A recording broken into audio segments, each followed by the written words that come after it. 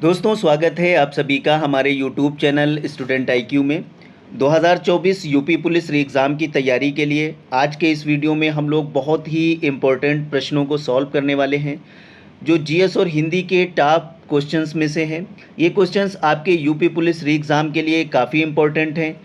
ठीक है दोस्तों, चलिए शुरू करते हैं। पहला प्रश्न है, निम्नलिखित में से किस देश को पहले सीलोन कहा जाता था? इसमें आपका करेक्ट आंसर हो जाएगा ऑप्शन बी, श्रीलंका। दोस्तों श्रीलंका को पहले सीलोन के नाम से जाना जाता था। श्रीलंका दक्षिण एशिया में हिंद महासागर के उत्तरी भाग में स्थित एक द्वीपीय देश है। अगला प्रश्न है, वर्ष 1869 में नहर के खुलने से भारत से यूरोप की दूरी 7000 किलोमीटर कम हो गई है। इसमें करेक्ट आंसर है ऑप्शन सी, सुएज। दोस्तों वर्ष 1869 में सुएज नहर के खुलने से भारत से यूरोप की दूरी 7000 किलोमीटर कम हो गई है। वर्तमान में ये मिस्र के नियंत्रण में है। दोस्तों सुएज नहर लाल सागर और भूमध्य सागर को संबंध करने वाली एक नहर है। इसका निर्माण 1859 में एक फ्रांसीसी इंजीनियर ने किया था। इसकी लंबाई लगभग 165 किलोमीटर है, चौड़ाई 48 मीटर है, गहराई 10 मीटर है। ठीक है, तो 1869 में सुएज नहर के खुलने से भारत से यूरोप की दूरी 7000 किलोमीटर कम हो गई है। अगला प्रश्न है, गणतंत्र दिवस वर्ष 2018 की परेड के मुख्य अतिथियों में से एक मुख्य अतिथि कौन थे? इसमें करेक्ट आंसर है ऑप्शन डी, आंग सान सू की। ठीक है दोस्तों, 26 जनवरी को गणतंत्र दिवस मनाया जाता है। 2018 के 69वें गणतंत्र दिवस के अवसर पर आसियान के 10 देशों के प्रमुख चीफ गेस्ट थे। जिन देशों के नेता उपस्थित रहे, Brunei, Indonesia, Thailand, Laos, Cambodia, Malaysia, Myanmar, Philippines, Singapore और वियतनाम। अगला प्रश्न है, निम्नलिखित में से किस ई कॉमर्स कंपनी ने खादी उत्पादों की बिक्री के लिए उत्तर प्रदेश सरकार के साथ एक समझौते पर हस्ताक्षर किए? वेरी इंपॉर्टेंट प्रश्न है दोस्तों। इसमें करेक्ट आंसर हो जाएगा option C, Amazon India. Amazon India ने उत्तर प्रदेश के खादी एवं ग्राम उद्योग बोर्ड के साथ समझौता ज्ञापन पर हस्ताक्षर किए। इस समझौते के अनुसार ग्राम में रहने वाले खादी कारीगरों को देश भर में अमेजन के ग्राहकों को उत्पाद बेचने का अवसर प्राप्त होगा। अगला प्रश्न है, निम्नलिखित में से कौन एक वैज्ञानिक होने के साथ साथ एक महान उद्योगपति भी थे जिन्होंने भारत में कई उद्योगों की स्थापना की? इसमें करेक्ट आंसर है ऑप्शन सी, विक्रम साराभाई। दोस्तों डॉक्टर विक्रम साराभाई ने भारत के अंतरिक्ष वैज्ञानिक थे। उन्होंने अंतरिक्ष अनुसंधान के क्षेत्र में भारत को अंतर्राष्ट्रीय मानचित्र पर स्थान दिलाया। डॉक्टर विक्रम साराभाई सृजनशील वैज्ञानिक, सफल और दूरदर्शी उद्योगपति थे। ठीक है, उन्हें विज्ञान और अभियांत्रिकी में वर्ष 1966 में पद्म भूषण भी दिया गया था। अगला प्रश्न है, a better India a better world पुस्तक के लेखक कौन हैं? इसमें करेक्ट आंसर है ऑप्शन बी, NR नारायण मूर्ति। दोस्तों a better India better world पुस्तक के लेखक NR नारायण मूर्ति हैं। अगला प्रश्न है, निम्नलिखित खिलाड़ियों में से कौन वर्ष 2018 की दक्षिण अफ्रीका ऑस्ट्रेलिया टेस्ट श्रृंखला में गेंद से छेड़छाड़ के मामले में सम्मिलित नहीं था? इसमें करेक्ट आंसर हो जाएगा ऑप्शन सी, टिम पेन। दोस्तों मार्च 2018 में संपन्न हुए दक्षिण अफ्रीका ऑस्ट्रेलिया टेस्ट सीरीज़ में डेविड वार्नर, कैमरॉन बैनक्रॉफ्ट और कप्तान स्टीव स्मिथ पर बॉल टेम्परिंग, गेंद से छेड़छाड़ का आरोप लगा था, जिसकी वजह से इन खिलाड़ियों पर 1 साल का प्रतिबंध लगा दिया गया था। इसमें टेम पिन शामिल नहीं थे। अगला प्रश्न है, फ़ारेनहाइट में जल का क्वथनांक होता है? इसमें करेक्ट आंसर है ऑप्शन बी, 212 फ़ारेनहाइट। ठीक है, आगे बढ़ते हैं। अगला प्रश्न है, निम्नलिखित में से कौन सी बागान फसल नहीं है? इसमें करेक्ट आंसर है ऑप्शन डी, मोटे अनाज। दोस्तों मोटे अनाज बागानी फसल की श्रेणी में नहीं आते हैं, जबकि कॉफ़ी, चाय, काजू, सुपारी, नारियल, ताड़, रबड़ ये सब बागानी फसलें हैं। अगला प्रश्न है, तूर दाल को अन्य किस नाम से जाना जाता है? इसमें करेक्ट आंसर है ऑप्शन ए, मसूर। तूर दाल को अरहर दाल के मसूर नहीं अरहर है। तूर दाल को अरहर दाल के नाम से भी जाना जाता है। आगे बढ़ते हैं, अगला प्रश्न है, का प्रयोग हवा के बल और वेग को मापने के लिए किया जाता है? इसमें करेक्ट आंसर है एनीमोमीटर। दोस्तों, एनीमोमीटर का प्रयोग हवा के बल और वेग को मापने के लिए किया जाता है।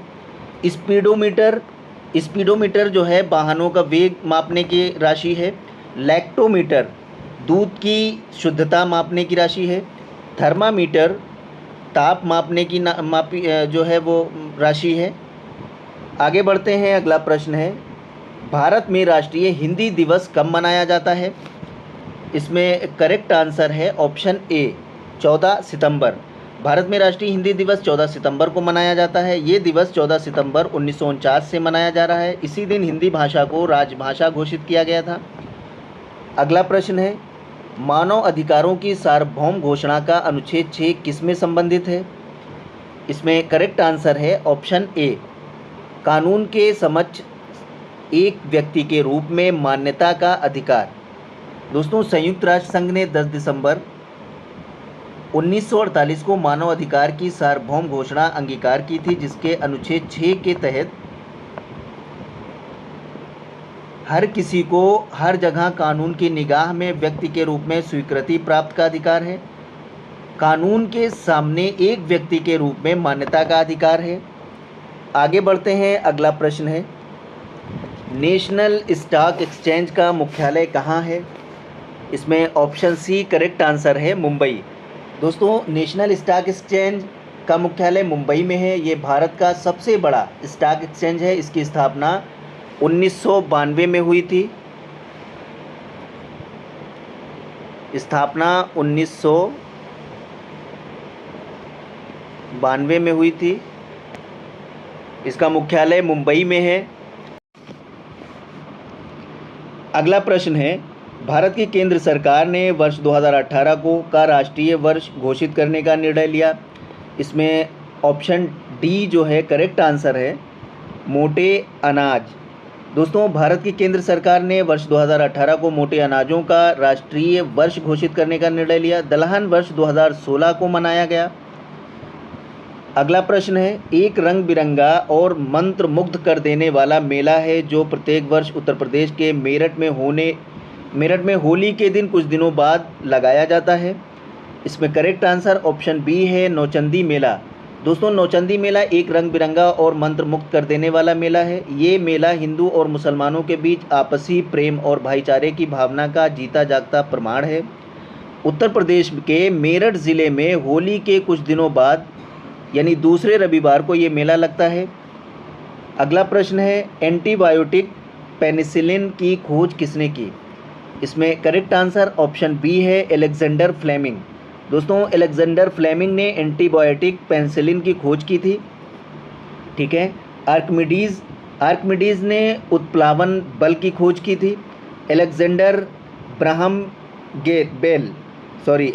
ग्राहम बेल ने टेलीफोन की खोज की थी। और लुई पास्चर रेबीज़ के टीके की खोज की थी। अगला प्रश्न है, भारतीय संविधान की भारतीय गणराज्य की आधिकारिक भाषाओं की सूची प्रदान करती है। इसमें करेक्ट आंसर ऑप्शन डी है, 8वीं अनुसूची। दोस्तों, भारतीय संविधान की 8वीं अनुसूची भारतीय गणराज्य की आधिकारिक भाषाओं की सूचना प्रदान करती है। 8वीं अनुसूची में भारत की 22 भाषाओं का उल्लेख है। मूल रूप से 8वीं अनुसूची में 14 भाषाएं थीं। पहले 14 भाषाएं थीं, अब 22 भाषाएं हैं। ठीक है। 1992 में कोंकणी, मणिपुरी और नेपाली को, 1967 में सिंधी और 2004 में मैथिली, संथाली, डोगरी, बोडो को 8वीं अनुसूची में शामिल किया गया। आगे बढ़ते हैं, अगला प्रश्न है कि नियुक्ति भारत के राष्ट्रपति द्वारा नहीं की जाती। इसमें से किसकी नियुक्ति भारत के राष्ट्रपति द्वारा नहीं की जाती है? इसमें करेक्ट आंसर है ऑप्शन बी, महाधिवक्ता। दोस्तों, संविधान के अनुच्छेद 167 के तहत राज्य सरकार के विधिक सलाहकार महाधिवक्ता की नियुक्ति राज्यपाल द्वारा की जाती है और सभी की नियुक्ति भारत के राष्ट्रपति द्वारा की जाती है, जैसे उच्चतम न्यायालय के न्यायाधीश और राज्यपाल, महान्यायवादी। इनकी नियुक्ति राष्ट्रपति द्वारा की जाती है, लेकिन महाधिवक्ता की नियुक्ति राज्यपाल द्वारा की जाती है। ठीक है। केंद्र में महान्यायवादी होता है और उसको अटॉर्नी जनरल कहते हैं। उसकी नियुक्ति राष्ट्रपति द्वारा होती है। अगला प्रश्न है, पहले भारतीय राज्य का नाम बताइए जिसके प्रत्येक परिवार में कम से कम एक सदस्य के पास बैंक खाता है। इसमें करेक्ट आंसर ऑप्शन डी है, केरल। दोस्तों, केरल भारत का पहला ऐसा राज्य है जिसमें हर एक परिवार में कम से कम एक सदस्य के पास बैंक खाता है। अगला प्रश्न है, उस वाहिनी का चयन कीजिए जो मूत्राशय से मूत्र को शरीर के बाहर ले जाती है। इसमें करेक्ट आंसर है ऑप्शन ए, यूरेथ्रा। दोस्तों, यूरेथ्रा या मूत्र मार्ग एक वाहिनी यूट्यूब है जो मूत्राशय से मूत्र को शरीर से बाहर ले जाती है। अगला प्रश्न है, राष्ट्रीय शिक्षा दिवस प्रत्येक वर्ष को मनाया जाता है। इसमें करेक्ट आंसर है ऑप्शन डी, 11 नवंबर। राष्ट्रीय शिक्षा दिवस प्रत्येक वर्ष 11 नवंबर को मनाया जाता है। दोस्तों, भारत के पहले शिक्षा मंत्री और भारत रत्न से सम्मानित मौलाना अब्दुल कलाम आज़ाद की याद में हर साल मनाया जाता है। अगला प्रश्न है, संसद द्वारा 8 सितंबर 2016 को संविधान संशोधन अधिनियम वर्ष 2016 के तहत जीएसटी अधिनियम पारित किया गया। इसमें करेक्ट आंसर है ऑप्शन सी, 101वें। दोस्तों, 101वें संविधान संशोधन अधिनियम 2016 के तहत जीएसटी को लागू किया गया। 1 जुलाई 2017 से पूरे देश में जीएसटी लागू हुई। भारत की सबसे महत्वाकांक्षी अप्रत्यक्ष कर सुधार योजना है। इसका उद्देश्य राज्यों के बीच वित्तीय बाधाओं को दूर कर एक समान बाजार की व्यवस्था कायम करना है। जीएसटी के अंतर्गत 3 तरह के भिन्न भिन्न कर आते हैं, सीजीएसटी, एसजीएसटी और जीएसटी। ठीक है, तो 101वें संविधान संशोधन द्वारा इसे लागू किया गया 2017 से लागू हुई।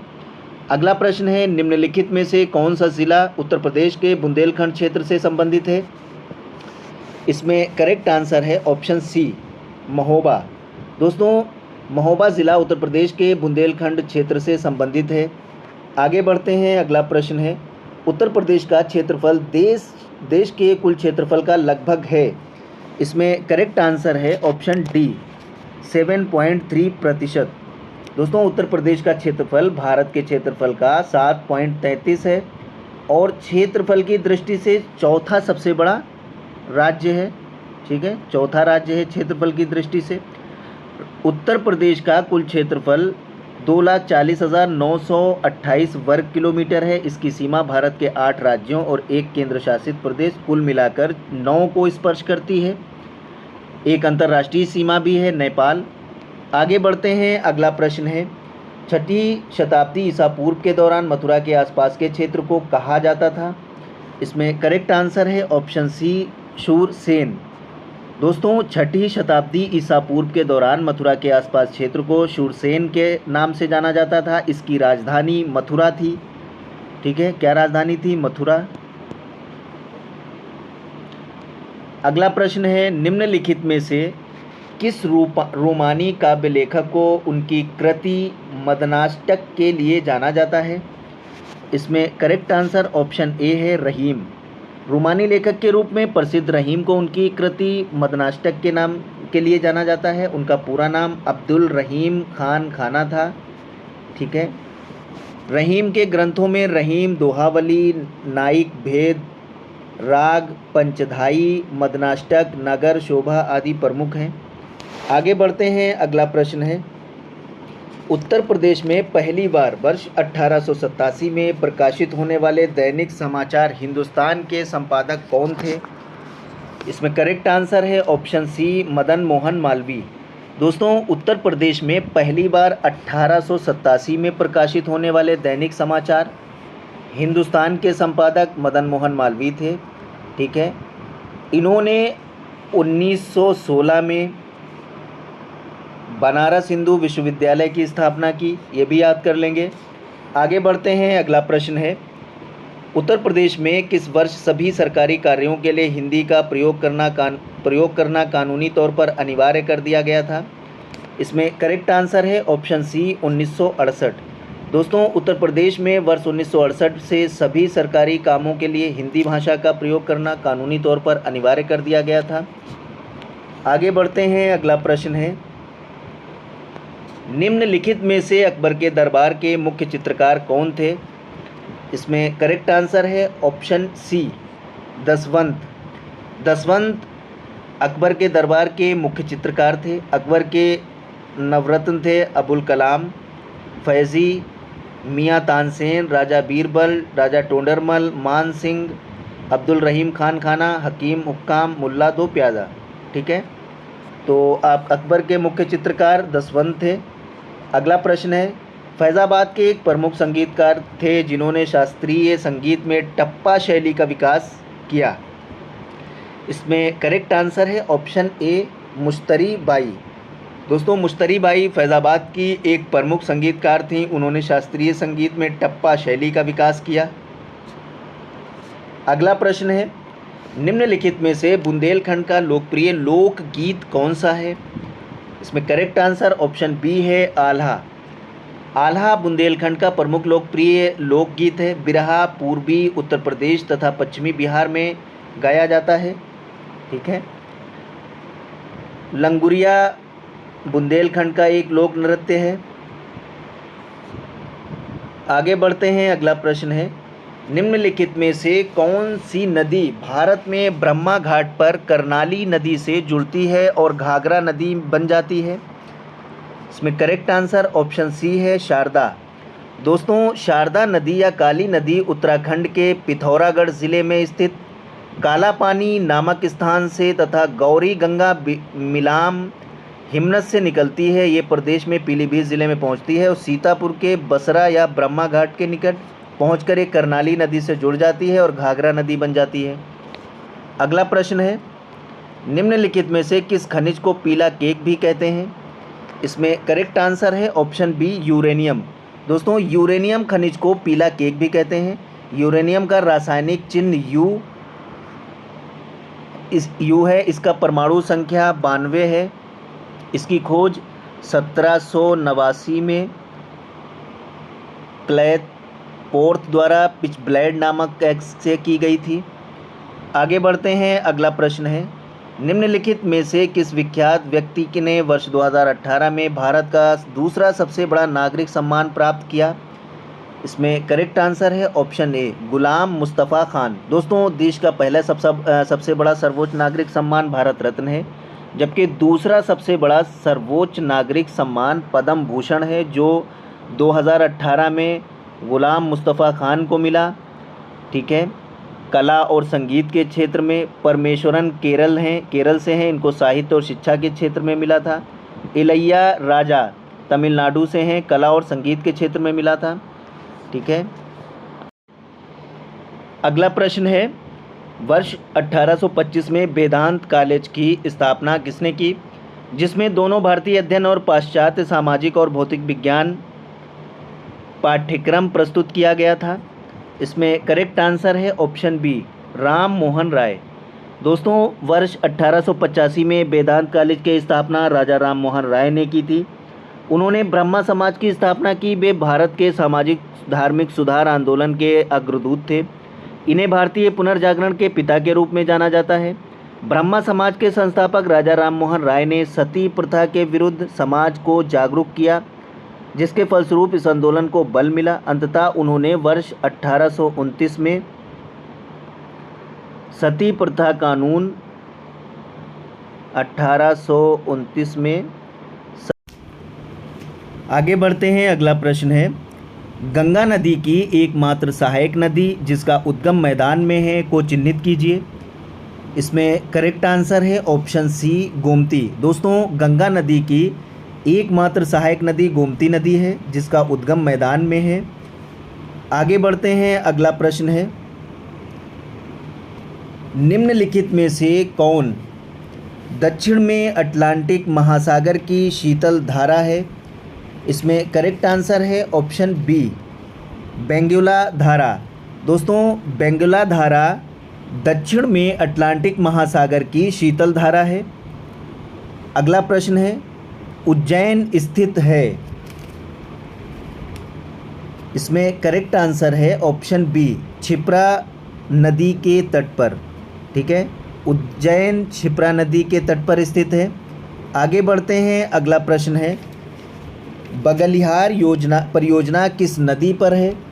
इसमें करेक्ट आंसर है ऑप्शन सी, चिनाब नदी।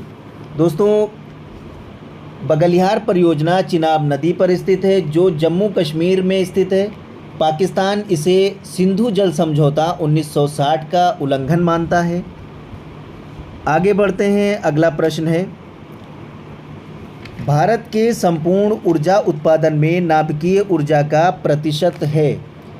इसमें करेक्ट आंसर है ऑप्शन डी, 2%। ठीक है, भारत के संपूर्ण ऊर्जा उत्पादन में नाभिकीय ऊर्जा का 2% है। ठीक है, नाभिकीय ऊर्जा कितनी है? 2% है। आगे बढ़ते हैं, अगला प्रश्न है, शांत घाटी अवस्थित है? इसमें करेक्ट आंसर हो जाएगा ऑप्शन बी, केरल में। ठीक है दोस्तों, शांत घाटी केरल के पश्चिमी घाट की कुंडली पहाड़ी पर स्थित वनों से आच्छादित एक नदी घाटी है, जहां 1 किलोमीटर दूरी पर डाबू जल विद्युत परियोजना प्रस्तावित है। यहीं से कुंती नदी निकलती है। ठीक है, तो शांत घाटी कहाँ है? केरल में है। आगे बढ़ते हैं, अगला प्रश्न है, भारत में सर्वाधिक अनुसूचित जाति जनसंख्या वाला प्रदेश है? इसमें करेक्ट आंसर ऑप्शन डी है, उत्तर प्रदेश। दोस्तों, उत्तर प्रदेश सर्वाधिक अनुसूचित जाति जनसंख्या वाला प्रदेश है। ठीक है, SC, schedule caste.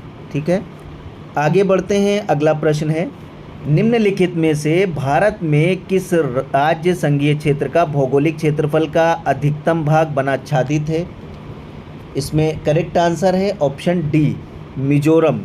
Mizoram Bharat में भौगोलिक क्षेत्रफल का अधिकतम भाग इसका क्या है? वनाच्छादित है मिजोरम का। अगला प्रश्न है, केंद्र व राज्यों के मध्य वित्त का बंटवारा किसकी सिफारिश पर होता है? इसमें करेक्ट आंसर है ऑप्शन बी, वित्त आयोग।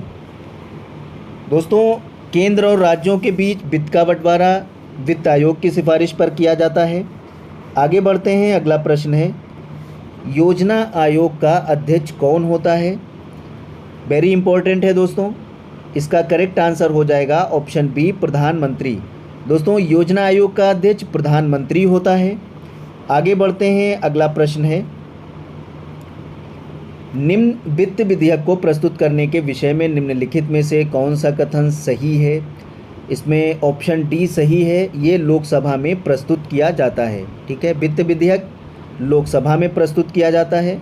ठीक है, वित्त विधेयक राज्यसभा में प्रस्तुत होता है, ये गलत है। ये संसद के किसी सदन में प्रस्तुत किया जा सकता है, ये भी गलत है। ये लोकसभा में प्रस्तुत नहीं किया जा सकता, ये भी गलत है। तो वित्त विधेयक एक ऐसा विधेयक है जो सिर्फ लोकसभा में ही प्रस्तुत किया जाता है, ये याद कर लेंगे।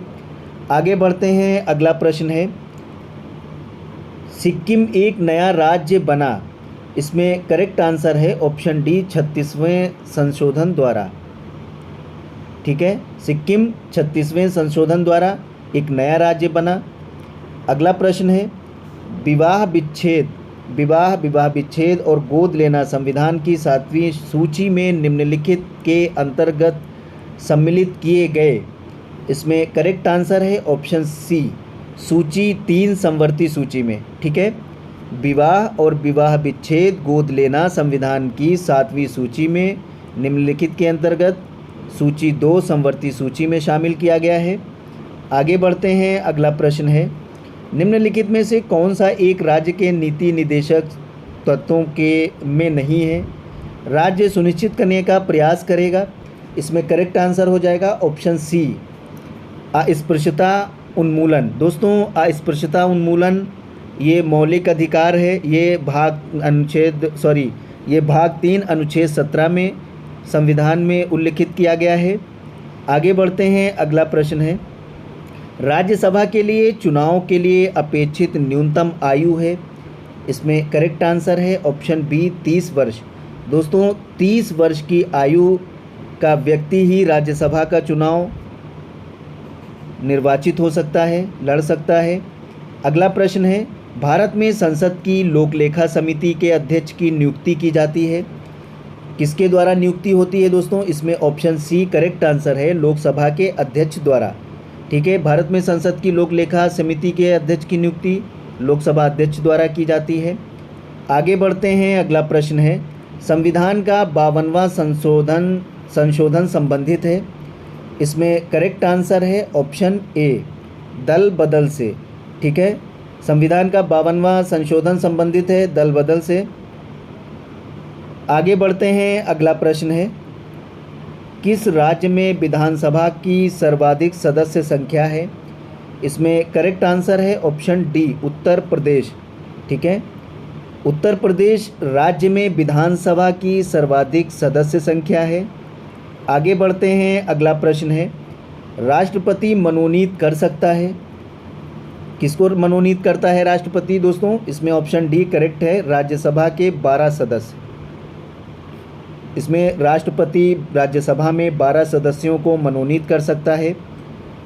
आगे बढ़ते हैं, अगला प्रश्न है, पंचायती राज्य की अनुशंसा किसने की? वेरी इंपॉर्टेंट है दोस्तों, पंचायती राज से क्वेश्चन आते हैं। इसमें करेक्ट आंसर हो जाएगा ऑप्शन डी, बलवंत राय मेहता कमेटी रिपोर्ट 1957। अगला प्रश्न है, भारतीय संविधान का कौन सा भाग संविधान की आत्मा कहलाता है? ये भी बहुत ही इंपॉर्टेंट प्रश्न है, इसको भी याद कर लेंगे। इसमें करेक्ट आंसर है ऑप्शन डी, संवैधानिक उपचारों का अधिकार। ठीक है, भारतीय संविधान में संवैधानिक उपचारों का अधिकार संविधान की आत्मा कहलाता है।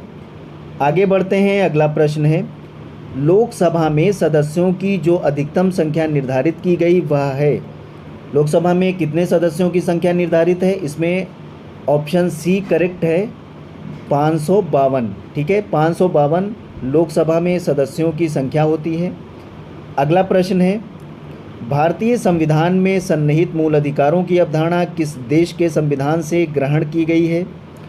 इसमें करेक्ट आंसर ऑप्शन सी है, संयुक्त राज्य अमेरिका। ठीक है दोस्तों, भारतीय संविधान में सन्निहित मूल अधिकारों की अवधारणा संयुक्त राज्य अमेरिका के संविधान से ली गई है। आगे बढ़ते हैं, अगला प्रश्न है, जवाहर रोजगार योजना का उद्देश्य है?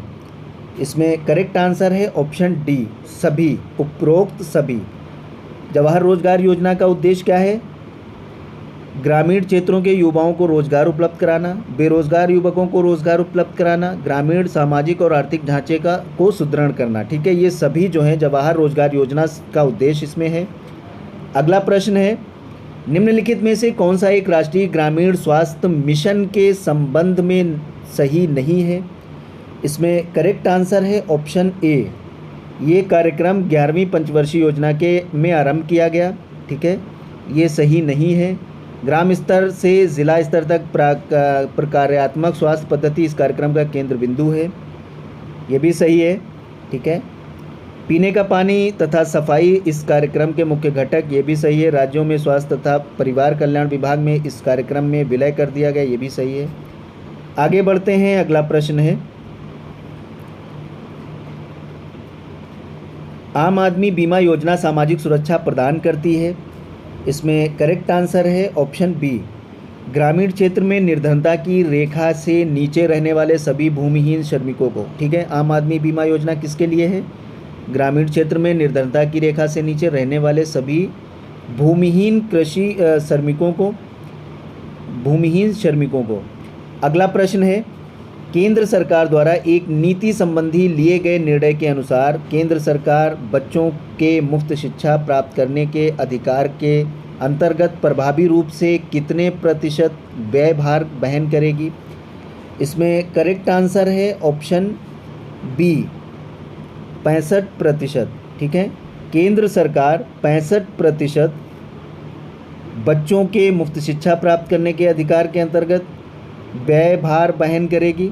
ठीक है, आगे बढ़ते हैं, अगला प्रश्न है, भारत में पूंजी निर्माण के आंकड़े एकत्रित करने का काम कौन करता है? दोस्तों, बहुत ही इम्पोर्टेंट प्रश्न है। इसमें करेक्ट आंसर है ऑप्शन डी, केंद्रीय सांख्यिकीय संगठन और राष्ट्रीय नमूना सर्वेक्षण। ये क्या करता है? ये भारत में पूंजी निर्माण के आंकड़े एकत्रित करने का काम करता है। ऑप्शन डी करेक्ट है। अगला प्रश्न है, स्मार्ट मनी शब्द का प्रयोग होता है? इसमें करेक्ट आंसर ऑप्शन बी है, क्रेडिट कार्ड में। ठीक है, क्रेडिट कार्ड में स्मार्ट मनी शब्द का प्रयोग होता है। अगला प्रश्न है, भारत में कर्मचारियों के महंगाई भत्ते के निर्धारण का अधिकार क्या है? इसमें करेक्ट आंसर है ऑप्शन बी, उपभोक्ता मूल्य सूचकांक। ठीक है, भारत में कर्मचारियों के महंगाई भत्ते के निर्धारण का आधार उपभोक्ता मूल्य सूचकांक है। ऑप्शन बी करेक्ट आंसर है। आगे बढ़ते हैं, अगला प्रश्न है, निम्न करों में से कौन सा एक कर संघ द्वारा लगाया तथा वसूला जाता है किंतु संघ तथा राज्यों में बांटा जाता है? वेरी इंपॉर्टेंट है दोस्तों। इसमें करेक्ट आंसर हो जाएगा ऑप्शन बी, कृषि आय के अतिरिक्त आय पर कर। ठीक है, ये संघ द्वारा लगाया और वसूला जाता है, लेकिन संघ और राज्य दोनों में बांटा जाता है, कृषि आय के अलावा आय पर कर। आगे बढ़ते हैं, अगला प्रश्न है, मिश्रित अर्थव्यवस्था का तात्पर्य है? इसमें करेक्ट आंसर है ऑप्शन बी, निजी और सार्वजनिक दोनों क्षेत्रों की विद्यमानता। ठीक है, मिश्रित अर्थव्यवस्था निजी और सार्वजनिक दोनों क्षेत्रों की विद्यमानता का से तात्पर्य है। दोस्तों यहाँ से हम लोग हिंदी के प्रश्नों को सॉल्व करेंगे। ठीक है, तो हिंदी का पहला प्रश्न है, माता पिता लोहे के चने चबाकर बच्चों को पढ़ाते हैं, रेखांकित मुहावरे का अर्थ स्पष्ट कीजिए। इसमें करेक्ट आंसर हो जाएगा ऑप्शन ए, बहुत कठिनाई झेलना। ठीक है, रेखांकित मुहावरे का अर्थ लोहे के चने चबाना, बहुत कठिनाई झेलना, पराजित होना। अगला प्रश्न है, कहाँ राजा भोज कहाँ गंगू तेली लोकोक्ति का अर्थ होगा? इसमें करेक्ट आंसर ऑप्शन ए है, विशिष्ट और सामान्य व्यक्ति की तुलना। आगे बढ़ते हैं, अगला प्रश्न है, जहाँ एक ही वर्ण की बार बार आवृत्ति होती है वहाँ अलंकार होगा। इसमें करेक्ट आंसर ऑप्शन बी है, अनुप्रास। ठीक है, जहाँ एक ही वर्ण की बार बार आवृत्ति होती है उसे अनुप्रास अलंकार कहते हैं। अगला प्रश्न है, जो मात्रिक समछंद है प्रत्येक चरण में 16 मात्राएं होती हैं उसे कहते हैं। इसमें ऑप्शन ए करेक्ट आंसर है, चौपाई। चौपाई एक सममात्रिक छंद है, इसमें 4 चरण होते हैं। ठीक है, प्रत्येक चरण में 16 मात्राएं होती हैं। अगला प्रश्न है, भीष्म पितामह ने आजीवन शादी न करने का प्रण लिया था, रेखांकित शब्द का समास होगा। इसमें करेक्ट आंसर ऑप्शन ए है, अव्ययी भाव समास। दोस्तों अव्ययी भाव समास, इसमें पहला पूर्व पद और अव्यय तथा पूर्व पद प्रधान होगा। ठीक है, जैसे यथाशीर्घ, यथाशक्ति, आजीवन, ये क्या हैं? अव्ययी भाव समास हैं। अगला प्रश्न है, करुण रस का स्थायी भाव होगा। इसमें करेक्ट आंसर ऑप्शन बी है, शोक। ठीक है, करुण रस का शोक है, शोक क्या होगा? इसका स्थायी भाव, करुण रस का स्थायी भाव शोक होगा। आगे बढ़ते हैं, अगला प्रश्न है, वर्णों के समुदाय को क्या कहते हैं? इसमें करेक्ट आंसर ऑप्शन ए है, वर्णमाला। ठीक है, वर्णों के समुदाय को वर्णमाला कहते हैं। वर्ण भाषा की सबसे छोटी इकाई होती है। वर्ण को अक्षर भी कहा जाता है। अगला प्रश्न है, निम्नलिखित शब्दों में से स्त्रीलिंग शब्द को पहचानिए। दोस्तों इसका करेक्ट आंसर हो जाएगा ऑप्शन डी, अश्विनी। ठीक है, अश्विनी शब्द स्त्रीलिंग है, नक्षत्रों के नाम स्त्रीलिंग होते हैं। आगे बढ़ते हैं, अगला प्रश्न है, निम्नलिखित में से कौन सा जोड़ा सही नहीं है? इसमें एक जोड़ा ऐसा है जो सही नहीं है, वो है आपका ऑप्शन बी, डिबिया डिबिये। ये सही नहीं है, डिबिया का डिबियाँ होगा, क्योंकि यहाँ एक वचन और बहुवचन की बात हो रही है। जैसे बेटी, बेटियाँ, श्रोता, श्रोतागण, बधू, बधुएँ, ये बिल्कुल करेक्ट हैं। डिबिया और डिबिये ये सही नहीं है। अगला प्रश्न है, निम्नलिखित में से संबंध कारक वाले वाक्य को पहचानिए। इसमें करेक्ट आंसर ऑप्शन बी है, राधा का कुत्ता बहुत तेज़ दौड़ता है। ये संबंध कारक वाक्य है। ठीक है, अगला प्रश्न है, निम्नलिखित शब्दों में से विशेषण को पहचानिए। इसमें विशेषण कौन सा है? इसमें करेक्ट आंसर है ऑप्शन ए, ऐतिहासिक। ठीक है, ऐतिहासिक शब्द विशेषण है। वे शब्द जो संज्ञा और सर्वनाम की विशेषता बताते हैं उन्हें क्या कहते हैं? विशेषण कहते हैं। विशेष्य है इसका इतिहास और विशेषण क्या हो जाएगा, ऐतिहासिक। ठीक है, जैसे उपासना, उपासना का उपासित इसका विशेषण होगा। आश्वासन, आश्वासन का आश्वान्ति हो जाएगा। अपेक्षा का क्या होगा, अपेक्षा ये विशेष्य है और इसका अपेक्षित विशेषण हो जाएगा। अगला प्रश्न है, जागना मूल रूप से क्रिया का प्रथम प्रेरणार्थक रूप क्या होगा। इसमें करेक्ट आंसर है ऑप्शन ए, जगाना। जब कर्ता किसी कार्य को स्वयं न करके किसी और कर्ता को काम करने की प्रेरणा दे, उस क्रिया को प्रेरणार्थक क्रिया कहते हैं। जगाना मूल क्रिया है, प्रेरणार्थक क्या हो जाएगा, जगाना, और प्रेरणार्थक क्रिया क्या हो जाएगा, जगवाना। ठीक है। अगला प्रश्न है, निम्नलिखित वाक्यों में से पूर्ण वर्तमान काल को स्पष्ट कीजिए। इसमें करेक्ट आंसर है ऑप्शन ए, अब हमारे पढ़ने का समय हो गया है। ये क्या होगा, पूर्ण वर्तमान काल स्पष्ट करना है इसमें, अब हमारे पढ़ने का समय हो गया है। ठीक है, पूर्ण वर्तमान काल। वह घूमने जा रही है, ये क्या होगा, तात्कालिक वर्तमान काल। वह घूमने जा रही, तात्कालिक वर्तमान काल। वह पढ़ रहा था, अपूर्ण भूतकाल। मैं बाहर जाऊंगी, सामान्य भविष्यकाल। ठीक है, तो इसका आंसर ऑप्शन ए है, अब हमारे पढ़ने का समय हो गया, वर्तमान काल है, पूर्ण वर्तमान काल है। आगे बढ़ते हैं, अगला प्रश्न है, सुरेश गीत गा रहा था, वाक्य में काल है। इसमें करेक्ट आंसर हो जाएगा ऑप्शन ए, अपूर्ण भूत। ठीक है, गीत गा रहा था, अपूर्ण भूतकाल है। अगला प्रश्न है, पक्षी दाना चुग रहा है, रेखांकित शब्द का पर्यायवाची शब्द नहीं है।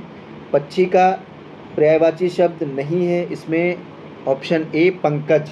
ठीक है, पंकज है, पक्षी का पर्यायवाची शब्द नहीं है। अंडज, खग, नभचर और विहंग, ये सब क्या हैं, ये पक्षी के पर्यायवाची शब्द हैं। आगे बढ़ते हैं, अगला प्रश्न है, हमें अनाथ बच्चों की मदद करनी चाहिए, रेखांकित शब्द का विलोम बताइए।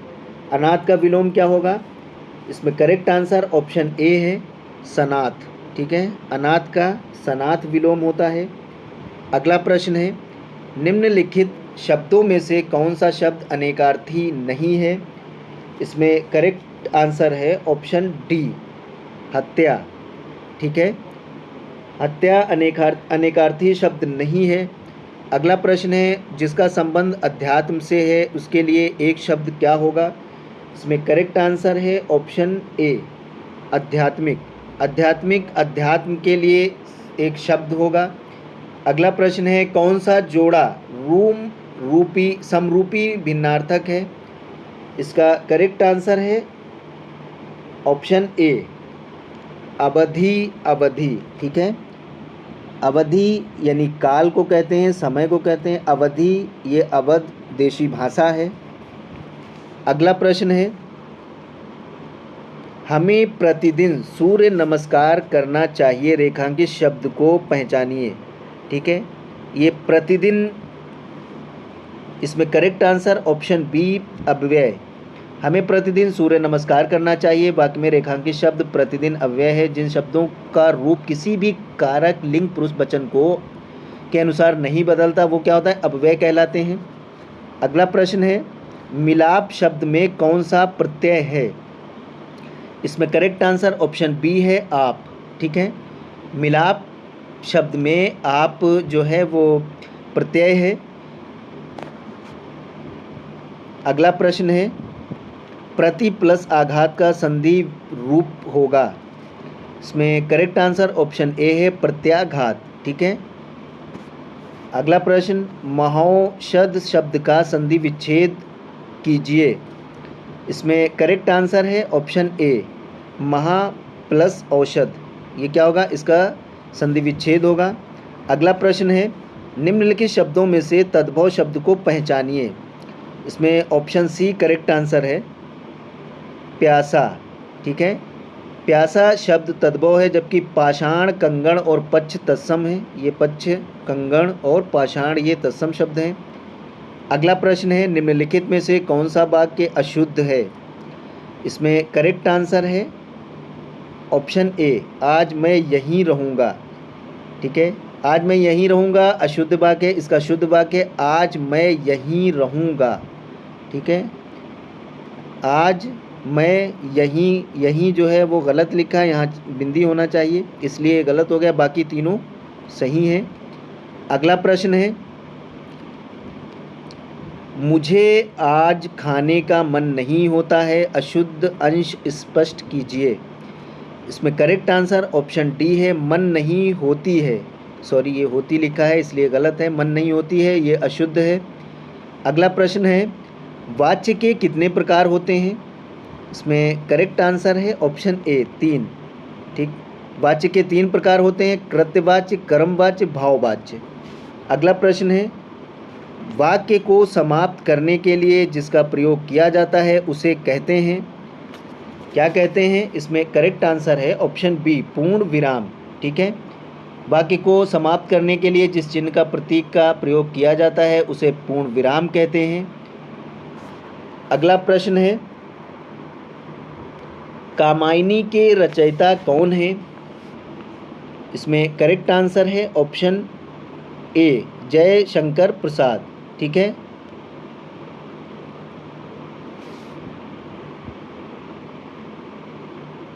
कामायनी के रचयिता जयशंकर प्रसाद हैं। इनकी अन्य रचनाएं हैं आंसू, झरना, लहर।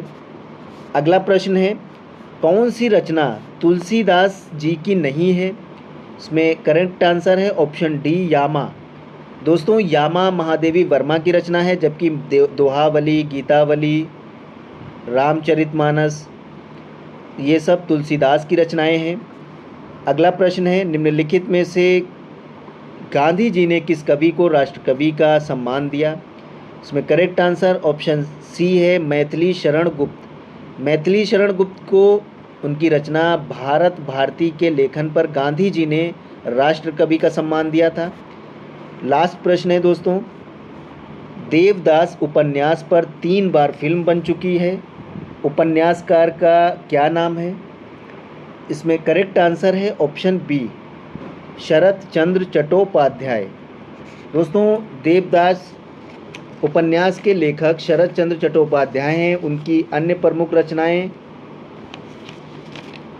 दत्ता, ग्रहदत्ता, परिणीता आदि हैं। ठीक है दोस्तों, मिलते हैं अगली वीडियो में। जो लोग हमारे चैनल पर नए, हमारे यूट्यूब चैनल स्टूडेंट IQ को सब्सक्राइब कर लें, बेल आइकन ज़रूर प्रेस कर दें ताकि हमारी आने वाली अगली वीडियो का नोटिफिकेशन आपको सबसे पहले मिल सके।